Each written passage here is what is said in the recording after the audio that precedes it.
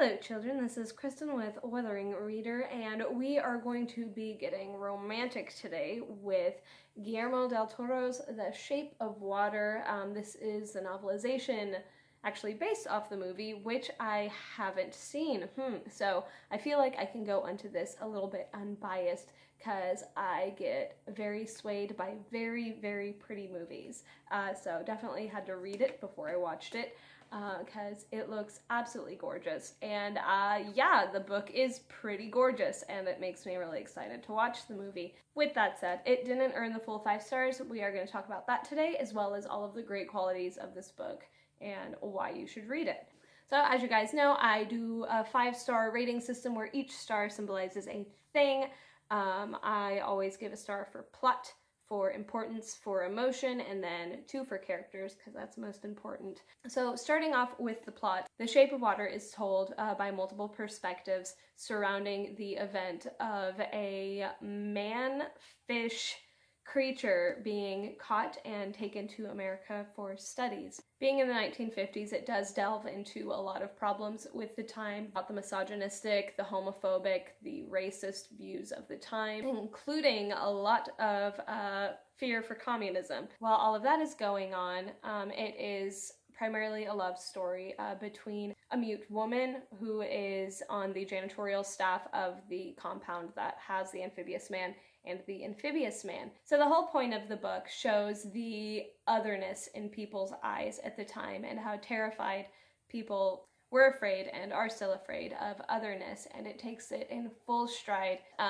Still not sure how I feel about the ending. It definitely goes into a magical realism realm, which I do appreciate magical realism. And mainly that's the thing most people have a problem with the book, with the movie. But I don't know. I think the story is catered toward a very specific audience that kind of never stopped hoping for magic to happen in their lives.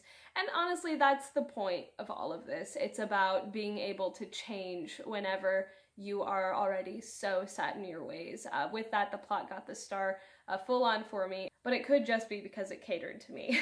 With that said, even though I did enjoy the plot and the characters quite a bit, the emotion wasn't all there for me. I feel like if it was a lot longer, I would have been way more connected to the characters and would have had more reactions to things happening in their lives. And I do feel like I may have more of an emotional connection with the story once I do see the movie, because if you have the right kind of actors for this sort of thing, it can add a lot more to it. That's why I love the Green Mile movie more than the book, because just the actors bring out so much more in the characters.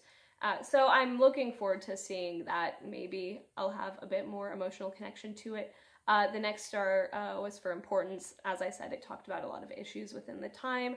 I really liked it whenever they delved into the racism, to the sexism. That one got a lot of attention. With the 1950s, things were so idealized for a certain group, and that was just the white middle class. That was a world particularly catered towards that, and it points it out in all of the best ways and shows all of the perspectives, even from the ideal middle class white guy. So as a staple for the time, I think it worked out incredibly well. It wasn't too over romanticized, it wasn't too dreary, it was just honest. The last 2 stars this did earn was for characters, even though you didn't get a lot of time with them. Honestly, because of that, I'd love to read a lot more from Daniel Cross. He had a beautiful way of getting into the characters' heads, even making the antagonist understandable, not redeemable, but understandable. He was a horrible person, but like I said, that was my favorite perspective to switch from, because, okay, a lot of my favorite characters in literature are written in mid-transition, from something to something, and this guy is becoming something in this book. So he was raised in 50s America, gets the ideal life, ideal job, ideal everything he should get. He gets thrown into a very disgusting and gritty situation whenever he has to hunt for the amphibious man at the beginning of the book, and he has to see all of the suffering of the world and all of the ugliness, and then he goes back to that middle class America ideal life and his brain is just not calibrating right. And the struggle there and like the flashbacks and the switches of personality in that, I think, were written so well. And it really made his descent into his truly monstrous form really make sense. And I really love being able to follow those kind of mindsets. The lead and the romance between her and the amphibious man I thought was just so wholesome. Probably too wholesome, but I don't know. I feel like it was needed, especially with the antagonist and just the antagonization of the world at the time. So I feel like wholesomeness is warranted there. Like, you have to have a bag end to like show how terrible Mordor is. You know what I mean? So